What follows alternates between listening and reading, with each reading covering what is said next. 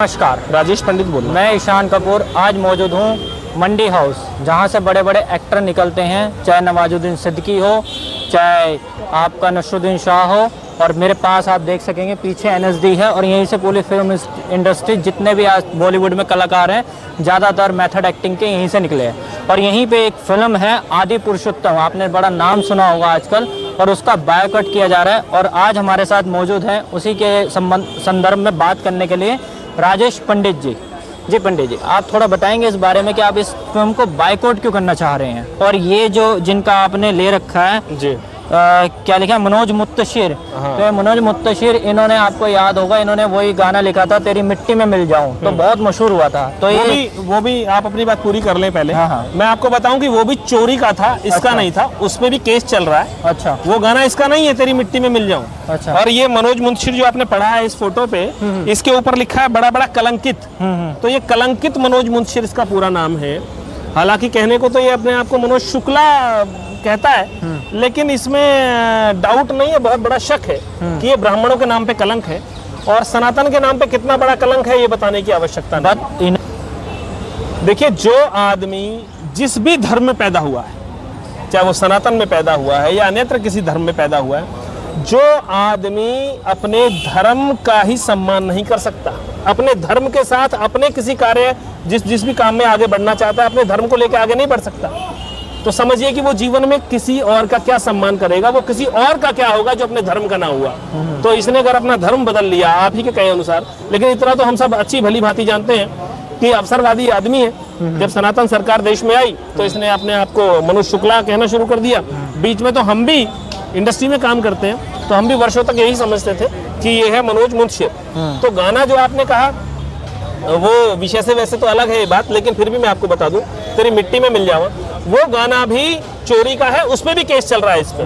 और बाकी छोटी मोटी तुकबंदियां जो ये करता है, ऐसी तुकबंदी तो हमारे मंडी हाउस कला नगरी में पेड़ों के नीचे बैठे हुए कलाकार कर लेते हैं साहब। ये कौन सी बड़ी बात कर रहा है। और अब रही बात आदि पुरुष के बायकॉट करने की या विरोध करने की, तो अब तो लगभग 4 से 5 दिन होने जा रहे हैं, पूरा देश भली भांति जानता है। और आपके न्यूज चैनल, आपके प्लेटफॉर्म के माध्यम से मैं ये बता दूं कि सबको पता है कि विरोध क्यों हो रहा है, सबको पता है विरोध क्यों हो रहा है। विरोध हो रहा है इसलिए कि जिस आदमी को जीरो अकल नहीं है, रत्ती भर तक अकल नहीं है, जिस आदमी को अपने धर्म पे विश्वास नहीं, शुक्ला होकर मुंशिर हो गया, तो वो आदमी क्या बनाएगा पावन पुण्य पुनीत श्री रामायण जी को।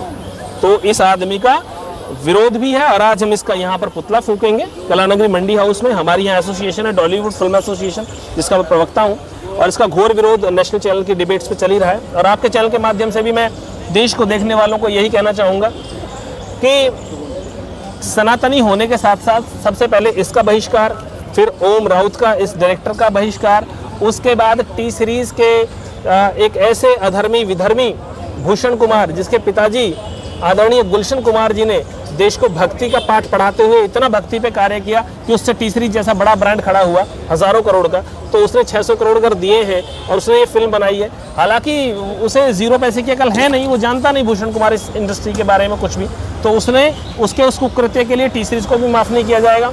और हमारी भारत सरकार क्या कर रही है क्या नहीं कर रही है ये तो सब भली बात ही जानते हैं। मैं अपनी बात खत्म कर रहा हूँ, लेकिन यहाँ पर नंदन वंदन अभिनंदन बनता है नेपाल देश का, हिंदूवादी राष्ट्र पूरे विश्व में एकमात्र नेपाल देश का, जिन्होंने ना कि सिर्फ इस आदि पुरुष को, इन कुकृतियों को बैन किया, आदि पुरुष को अपने यहाँ बैन किया नेपाल में, बल्कि पूरी बॉलीवुड की हिंदी फिल्मों को बैन कर दिया है।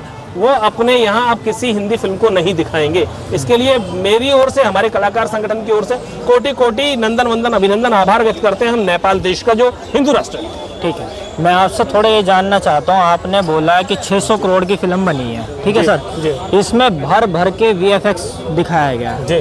और इसमें दिखाया गया कि माता सीता, जिस हिसाब से मैंने रामायण जो हमने छोटे होते देखी थी रामानंद सागर की जी, तो उसमें रामायण में दिखाया जाता था कि रावण आता है, वेश बदलता है और पकड़ के लेके जाता है। इसमें माता सीता उड़ती हुई जा रही हैं, ठीक है सर जी। इसमें मैंने सुना है, अभी मैंने फिल्म देखी नहीं है, तो मैं बता रहा हूँ कि चमगादड़ पे रावण आ रहा है, सोने की लंका जो काली है, और जो डायलॉग है वो ऐसे जली ना अब आप एक बात सोच के देखिए कि जो आपने रामानंद सागर की रामायण देखी जी, उसमें राम जो थे बहुत भोले भाले थे जी। जो हमारा जो एक सनातन धर्म का एक रहा है और उसमें दिखाया गया कि राम की जो छवि है वो बहुत भोले भाले सीधे इंसान की है। जी। इसमें राम जी दिखाए गए बूढ़ी छोड़ी वाले, दाढ़ी वाले।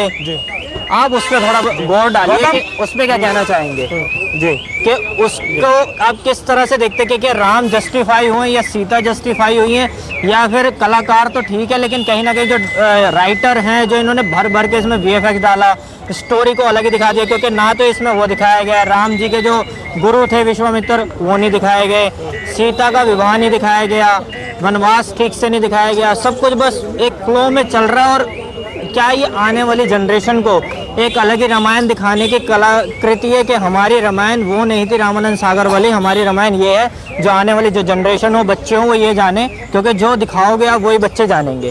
ठीक है ना सर? तो क्या ये है कि कल्चर को बिगाड़ने की किस चीज़ के ऊपर है? पत्रकार महोदय, जितने सवाल आपने पूछे, जितनी बातें आपने कही, उनका एक ही जवाब है। मैंने पहले ही कहा आपसे, मैं फिर से कह दूं कि ये जो आदमी अपने आप को कहता है कि भाई मैं एक बड़ा गीतकार और बड़ा लेखक और बड़ा डायलॉग राइटर होने के साथ साथ मैंने रामायण, तो इसने जो रामायण के नाम पे कुकृत्य किया है उसके लिए हमारी आने वाली पीढ़ी कदापि इसको क्षमा नहीं करेंगी। इसने जो कुकृत्य किया है वो क्षमा योग्य नहीं है। अब रही बात, मैं ये गिनाना शुरू करूं कि इसने क्या क्या दिखाया फिल्म में, कौन कौन से डायलॉग्स हैं, वीएफएक्स की बात करूं तो भाई साहब ये वीएफएक्स तो यूट्यूबर और जो हमारे जो टिकटॉकर हैं वो इससे ज़्यादा अच्छा वीएफएक्स कर लेते हैं। और अब जितनी आपने खामियां, कमियां, गलतियां गिनाई हैं, अगर मैं उनको क्लैरिफिकेशन करना शुरू करूं कि भाई ऐसा किया, ऐसा किया, ऐसा किया, इसने ये किया, वो किया, वो गिनाने की आवश्यकता इसलिए नहीं है।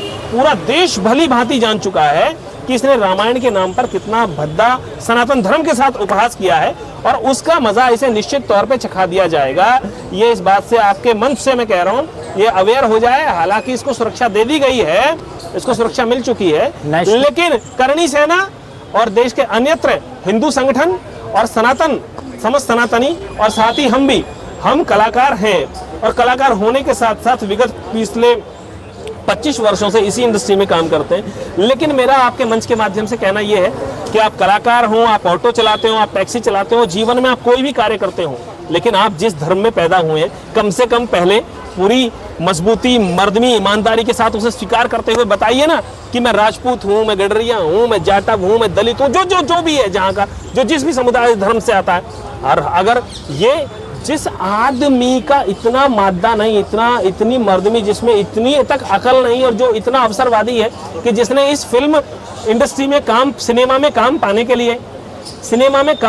लिए जिसने मनोज शुक्ला से अपना नाम मनोज मुंशिर कर दिया हो, उससे कैसे सनातन उम्मीद रख सकता है कि वो रामायण के नाम पर कुछ अच्छा बना दे? जो उसने ये कुकृत्य किया है उसकी सजा उसे भुगतनी पड़ेगी। एक बात और, जो आपने बोला कि मनोज शुक्ला से मनोज मुंशिर हो गए, ये सनातन धर्म को इन्होंने ये करा, लेकिन वो तो एक नेशनल टीवी पे बयान देते हैं कि मैं सनातन धर्म का जो आपका अनुयायी है वो यहाँ बॉलीवुड में बैठा हुआ है, जो भी गलती हुई है उसको मैं स्वीकार करता हूँ और इसको 2 से 3 दिन में उन्होंने बोला कि इसको ठीक करके हम दोबारा से रिलीज करेंगे। तो क्या आप अगर ठीक हो जाएंगे तो आप इसको देखना ठीक कैसे हो जाएगी भाई साहब? मैं इस इंडस्ट्री में काम करता हूँ। उन्होंने कहा है, मैं नहीं, वो जो कह रहा है, मैं आप ही के कथन अनुसार मैं बात कर रहा हूँ। वो जो कह रहा है वहाँ बैठ के कि मैं 2 से 5 डायलॉग बदल दूंगा, अरे भाई तू 2 से 5 क्या डायलॉग बदलेगा? तू पूरा सब्जेक्ट बदल, और अब बदलने से कुछ होगा नहीं, तू वो गलती कर चुका है, उसे करोड़ों लोग वो रिलीज हो चुकी है सिनेमा पे। और चूंकि मैं इस इंडस्ट्री में काम करता हूँ, इसीलिए मैं आपको ये बात बता दूं बहुत अच्छे से कि श्रीमान एक मेथड होता है, एक तरीका होता है कि फिल्म बनती है, सेंसर में जाती है। पहले तो प्रसून जोशी और जो सेंसर में बैठे हुए हैं, क्या पता वो नींद में थे, वो अफीम या गांजा मार के गांजे के झोंक में थे, या गंजेड़ी थे बॉलीवुड वालों की तरह ही सेंसर बोर्ड वाले। मैं बिल्कुल मुखर होकर कहता हूँ यहाँ पर, जिन्हें यही नहीं पता था कि वो क्या पास कर रहे हैं और क्या पास नहीं कर रहे हैं। तो भाई साहब अब वो जो कह रहा है कि मैं डायलॉग चेंज करके डायलॉग बदलने के बाद दोबारा रिलीज करूंगा, भाई साहब रिलीज हो गई, और रिलीज के बाद ये समझिए कि ज्यादा बड़ी क्या, इसी के शब्दों में इसे कह दूं मैं, सुन बे मनोज मुंशिर, तेरे शब्दों में ही कह रहा हूं मैं, हालांकि हम इस लेवल के हैं नहीं कि तेरे शब्दों में कहें, लेकिन अब तेरी लंका लगनी तय है बेटे, ये समझ ले। आपके मंच के माध्यम से बात इस तक पहुंचेगी और मनोज मुंशिर, तू ये समझ ले, तू जो बता रहा है ना कि 10 से 12 साल के बच्चों से जुड़ने का तूने प्रयास किया, हमारे बच्चों को सिखाएगा कि हमारे आ रहे थे गाली देके बात करते थे। लेकिन बेटा अब तू समझ ले कि तेरी लंका लगनी शुरू हो चुकी है। अब तू किसी रियलिटी शो का जज बन के दिखाइयो। ये हमने सत्य सनातन धर्म कह रहा है, और उसी सत्य सनातन धर्म का एक सिपाही कह रहा है यहाँ से। चलिए, तो ये थे हमारे साथ पांडे जी, जिन्होंने साफ साफ दर्शाया कि जो भी आपने गलतियां करी हैं मनोज मुंतशिर जी, वो इसको स्वीकार नहीं करेगा देश। और आप चाहे जितनी मर्जी माफ़ी मांगें, चाहे इसको सही करने की कोशिश करें, तो जो हो गया तीर से निकला कमान और मुंह से निकली जुबान कभी वापस नहीं होती, ऐसे इसको अब वापस नहीं लिया जाएगा। तो बने रहें आप आवाज़ न्यूज़ के साथ ऐसी और रोचक जानकारियों के लिए, और चैनल को लाइक और सब्सक्राइब जरूर करें। Thank you so much. Thank you sir.